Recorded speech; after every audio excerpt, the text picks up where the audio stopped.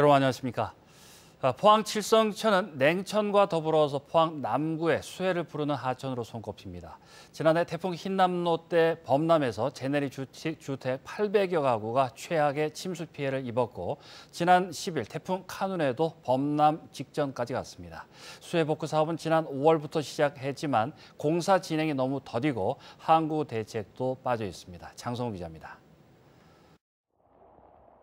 지난해 태풍 흰남노 때 포항 칠성천은 홍수가 나 인근 800여 가구가 침수되는 피해가 발생했습니다. 당시로부터 1년이 지난 지금 강물이 범람한 지점의 옹백은 이제서야 보강 공사를 시작했습니다. 도 하천가에도 수없이 전화를 해가지고 이거 지금 빨리 안 해주면 안 된다 얘기를 했더니 할 거다. 거기만 하는 게 아니고 전체적으로 차수백 설치를 할 거라고 했는데 안 됐었고요. 하천의 상당수 구간은 아직도 준설 작업을 하지 못해 물 흐름을 가로막는 토사들이 쌓여 있습니다. 복잡한 행정 절차를 이유로 수해 복구 사업이 지난 5월에야 시작됐고 이후에도 공사가 속도를 내지 못하고 있는 겁니다. 특히 공사 내용에 관한 주민 설명회조차 열리지 않은 상태에서 지난주 태풍 카눈으로 또다시 범람 위기를 맞다 보니 주민들 입장에선 불안한 건 당연하고 늑장 행정에는 화도 납니다. 이번 태풍이 크다는 그것 때문에 보따리 사놓고 화장실에 물이 안 내려갔는데 그쪽에서는 아무 대책이 없다. 그러면 진짜 우리 보고 죽으라는 말밖에 없잖아요. 시공사에서 이게 이런 장비 그렇게 많이 투입해가지고 한꺼번에 막 할 수 있는 방법도 있는데 그걸 이제 효율적으로 운영하다 보니까 좀 수해 대비를 위한 설계가 너무 안이하다는 지적도 나옵니다. 800여 가구가 침수되는 최악의 피해를 지켜보고도 하천 범람에 대비한 설계 기준을 기존의 80년 빈도 발생에서 더 이상 높이지 않은 겁니다. 인근 냉천이 200년 빈도 발생으로 설계 기준을 대폭 강화한 것과는 대조적입니다. 하천을 넓힌다든가 혹은 뚝방을 높인다든가 안 그러면 뚝의 두께를 넓힌다고 하는 방식으로 해서 근본적으로 수해 방지 대책을 세워야 한다 이렇게 생각하고 있습니다. 경상북도는 긴 장마와 태풍 등으로 복구 공사가 다소 늦어지고 있고 일반 지방하천 기준에 맞춰 칠성천도 80년 빈도 발생으로 설계됐다고 밝혔습니다. 경상북도는 2025년까지 200억 원이 넘는 예산을 들여 칠성천 수해 복구를 마친다고 하지만 자칫 안이한 복구로 인해 수해 재발과 예산 낭비의 결과를 낳는 건 아닌지 보다 면밀한 점검이 필요해 보입니다. MBC 뉴스 장성훈입니다. 울릉군은 다음 달 추석 명절 기간 귀성객들을 대상으로 여객선 운임이 할인된다고 밝혔습니다. 울릉 항로를 운항 중인 5개 여객 선사가 오는 25일부터 10월 4일까지 선사별 운임 산정 방식에 따라 최대 30%까지 운임을 할인합니다. 할인을 받기 위해서는 다음 달 4일부터 15일까지 울릉군청 누리집으로 사전 신청해야 합니다. 포항시는 내일 오전 10시부터 오후 5시까지 포항 실내체육관에서 2024학년도 대입 상담 캠프를 개최합니다. 대입 수시 모집을 앞둔 고3 수험생들을 대상으로 입시 전문가들이 맞춤형 1:1 상담과 대입 면접 상담을 진행합니다. 또 메가스터디 남윤곤 소장이 2024학년도 수시 합격 전략에 관해 특강을 진행할 예정입니다. 농작물 재해보험은 갑작스러운 재해를 입은 농민에게는 최소한의 안전장치인데요. 지자체마다 보험에 가입할 수 있는 품목이 다르다 보니 단호박같이 경북에서는 가입조차 할 수 없는 품목도 있습니다. 자연재해가 빈번해지고 있는 만큼 가입 지원 대상을 보다 확대해달라는 농민들의 요구가 있습니다. 김서연 기자입니다. 예천군 용문면 한 밭에 단호박이 무더기로 쌓여 있습니다. 치울 여력이 없어 밭에 놔둔 단호박 수백 개가 썩어가고 있습니다. 이번 수해로 버린 단호박만 20만 개 가까이 됩니다. 밭 바로 옆 비닐하우스 안에 후숙하기 위해 적재해뒀던 단호박 150톤이 지난달 15일 폭우로 잠기면서 모두 썩은 겁니다. 후속 과정에서 이제 피워놨는데 그 물에 다 떠가지고 둥둥 떠당기더라고. 다 떠가지고 이제 냇물로 다 이제 이쪽으로 유실되는 것도 있고. 겨우 사람을 불러 꼬박 사나흘 동안 하우스 안에서 단호박을 끄집어냈지만 그마저도 모두 버려야 할 정도로 상태가 좋지 않았습니다. 한 해 농사를 순식간에 망친 건 물론이고 계약업체에 납품도 못해 빚만 떠안게 됐습니다.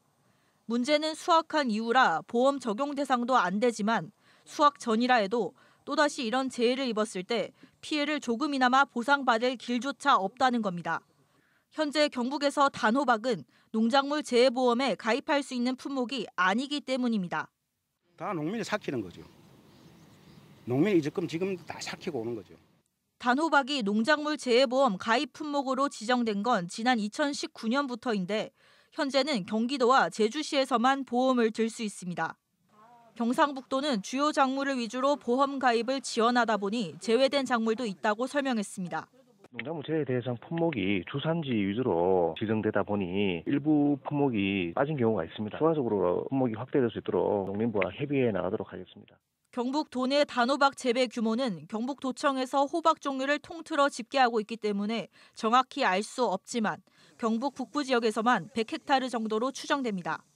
예고 없는 재해 앞에 농민들이 최소한의 안전장치라도 마련할 수 있도록 지원이 필요합니다. MBC 뉴스 김서연입니다. 포스코 퓨처엠이 친환경 신재련 기술을 활용해 필리핀에서 배터리용 양극재 핵심 원료인 니켈 생산에 나섭니다. 포스코 퓨처엠은 지난 17일 필리핀 MC그룹과 합의각서를 체결하고 필리핀 현지에 니켈 혼합물 생산 공장 건설을 추진하기로 했습니다. 퓨처엠이 해외에서 배터리 소재 원료 직접 생산에 나서는 것은 이번이 처음으로 양극재 원료 공급망 확보와 함께 사업 수익성도 높일 수 있을 것으로 기대하고 있습니다. 경주 앞바다에서 해양 보호생물인 참고래가 그물에 걸려 잡혔습니다. 포항해양경찰서는 오늘 오전 8시 반쯤 경주시 간포항 남동쪽 20km 바다에서 길이 11m, 둘레 4m 크기의 대형 참고래가 통발줄에 걸려 죽은 채 발견됐다고 밝혔습니다. 해경은 불법 포획 흔적은 발견되지 않았으며 참고래가 보호종이어서 위판할 수 없어 국립수산과학원에서 연구 교육 목적으로 수거했다고 설명했습니다. 경북수자원연구원은 경북대와 금호공대 등 산학연 8개 기관과 업무 협약을 체결하고 연어 스마트 양식을 위한 데이터 구축에 협력하기로 했습니다. 과학기술정보통신부로부터 국비 13억 5천만 원을 지원받아 진행되는 이번 사업은 현재 북유럽에서 전량 수입하는 연어를 국내산 양식 연어로 대체하기 위해 추진됩니다. 경북수자원연구원은 오는 10월까지 연어 양식을 위한 학습용 데이터를 구축하고 이를 활용해 연말까지 연어 양식 인공지능 모델을 개발할 계획입니다. 올해 여름 휴가철 여객선 이용객 수가 코로나 이전인 2019년의 82% 선을 회복했습니다.